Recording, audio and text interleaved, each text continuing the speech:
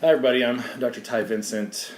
Recorded a video the other day, shirtless, you may have seen it, just to get people's attention, about the coronavirus chaos and some of the drugs that have been suggested out there by our president and certain media outlets. I'm going to make this a lot shorter, because apparently the human attention span is 3 minutes or less, and focus on the hydroxychloroquine question again here, because the president, again last night, which was Sunday, April 5th, mentioned that the hydroxychloroquine again and suggested maybe he would take it himself and is really pushing for it. So I did some digging and some research into this to try to figure out why it's even coming up. As I described in the prior video, it has no antiviral activity whatsoever, and that apparently isn't the point. So the suspected benefit here is that it may reduce general immune inflammatory processes in the lung tissue and reduce the potential of severe complications following respiratory infection with the virus. So for the people that are severely affected in the hospital, those would be the people to consider giving it to, not the general population. No preventive benefit, no antiviral activity. So for the people who are having pretty severe lung symptoms, that's who would be, considerable to give it to.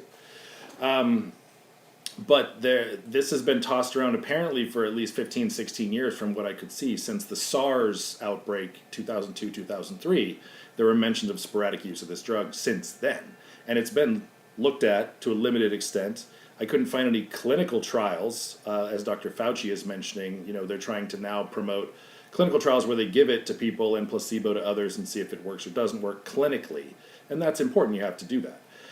They also talked about other classes of drugs like macrolide antibiotics, such as azithromycin, tacrolimus and sirolimus, which are just immune modulator drugs used to treat certain cancers and other immune-related conditions, statin drugs for cholesterol, anything they can grope around and try to find that might have an anti-inflammatory kind of effect to maybe be helpful. And of course, of note, they're all pharmaceuticals, they're all drugs. They all have toxicity, they all have side effects, they all have much more significant expense.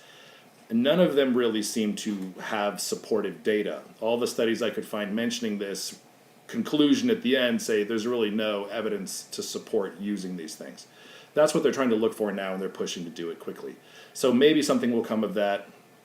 The one positive thing I can say that it at least looks like, in spite of the significant bizarre toxicities you can get from hydroxychloroquine, using it for short durations like this doesn't seem to lead to significant risk of toxicity. So at least that's a positive, I guess, or a lack of a negative.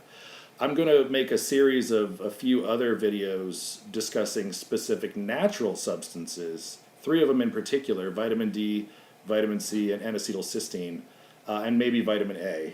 I'll have to find a little research on that one, that may have some benefit for you, and these are things that you can obtain on your own, except for key circumstances with vitamin C, and some research to support the use of those in this setting that does exist, whereas the research for hydroxychloroquine and the other pharmaceuticals as yet does not. So stay tuned for those. Thanks.